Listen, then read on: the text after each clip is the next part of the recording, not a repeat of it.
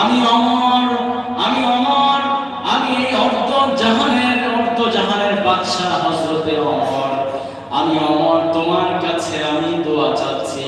আর আল্লাহর রাসূল তোমাকে তার এই জামা মুবারকটা তোমাকে দিয়ে গিয়েছে। হযরতে ওয়াইস করনী রাদিয়াল্লাহু তাআলা আনহু, হযরতে ওয়াইস করনী রাদিয়াল্লাহু তাআলা আনহু এটা পাওয়ার পরে অনেক অনেক সে শুকরিয়া আদায় করলো। শুকরিয়া আদায় করার পরে দীর্ঘদিন এই মদিনাতে হযরতে ওয়াইস করনী রাদিয়াল্লাহু তাআলা আনহু মদিনাতেই ছিলেন। মদিনাতে থাকার পরে মদিনায় ইন্তেকাল করে ফেললেন। আল্লাহর বিশ্ব নবী রাহমাতুল লিল আলামিনের হাদিস থেকে একটা বিশেষ পাওয়া যায়। কাল কিয়ামতের ময়দানে, কাল কিয়ামতের ময়দানে, কাল কিয়ামতের ময়দানে ওয়াইস করনী রাদিয়াল্লাহু তাআলা যখন জান্নাতের দিকে যেতে থাকবে, আল্লাহ রাব্বুল আলামিন বলে দিবেন, এই ওয়াইস করনী তুমি দাঁড়িয়ে পড়ো, জান্নাতে যেতে পারবে না। সমস্ত সমস্ত মানুষগুলো আশ্চর্য হয়ে যাবে, এই ওয়াইস করণীকে কেন জান্নাতে যেতে দেওয়া হচ্ছে না।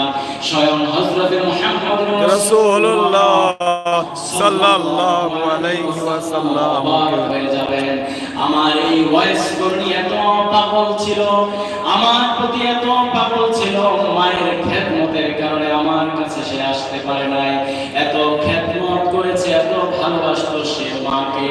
এই ওয়াইস করণীকে কেন জান্নাতে যাওয়ার জন্য আল্লাহ তাআলা ভাড়া দিয়ে দিলেন।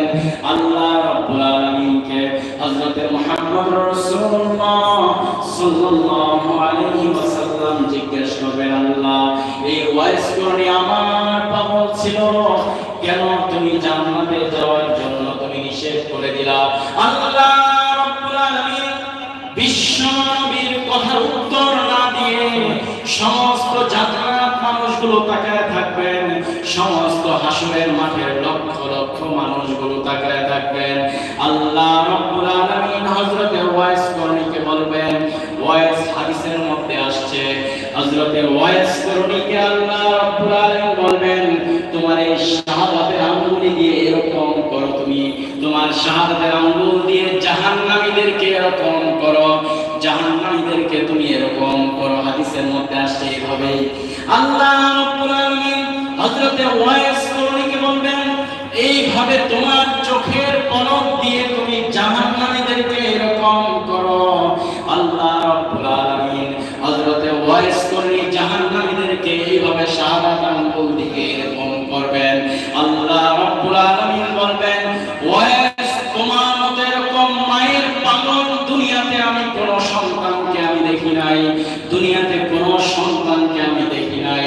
আমি আল্লাহ রাব্বুল আলামিন তোমার মতো এরকম সুসন্তান মায়ের পাগল সন্তানের কারণে আজকে আমি আল্লাহ রাব্বুল আলামিন, তুমি যে জাহান্নামের দিকে শাহাদাত আঙ্গুল দিয়ে এরকম এরিয়া দেখাইলা, আমি আল্লাহ রাব্বুল আলামিন তোমার এই শাহাদাতের আঙ্গুলের এরিয়া থেকে শেষ থেকে শুরু থেকে শেষ পর্যন্ত যত জাহান্নামী আছে, আমি আল্লাহ রাব্বুল আলামিন মায়ের খেদমতের কারণে, তোমার মতো পাগলের কারণে আমি আল্লাহ রাব্বুল আলামিন লক্ষ লক্ষ কোটি কোটি জাহান্নামীদেরকে আজকে আমি মাফ করে তোমার সাথে আমি আল্লাহ জান্নাতে তাদেরকে পাঠিয়ে দিলাম। সুবহানাল্লাহ। নারা তাকবীর বলো না, এই শুধুমাত্র মায়ের খেদমতের কারণে আমি আল্লাহ তাআলা তোমাকে এই জন্য জান্নাতে আমি যাইতে বাধা দিয়েছি, তোমাকে আমি জান্নাতে যাইতে বাধা দিয়েছি। হ্যাঁ, তুমি এদেরকে নিয়ে তোমার এই শাহাদাত, কোন হাদিসে আসছে আল্লাহ তাআলা বলেন তিনবার এরকম করো, তিনবার এরকম করো, তিনবার এরকম করো। তোমার দৃষ্টি সমপরিমাণ যত দূর পর্যন্ত যায়, আমি আল্লাহ তাআলা এই এরিয়া থেকে নিয়ে এই এরিয়া পর্যন্ত যত জাহান্নামী আছে, এই শুধু মায়ের খেদমতের কারণে আমি আল্লাহ তাআলা সবাইকে মাফ করে তোমার সাথে জান্নাতে যাবে। সুবহানাল্লাহ।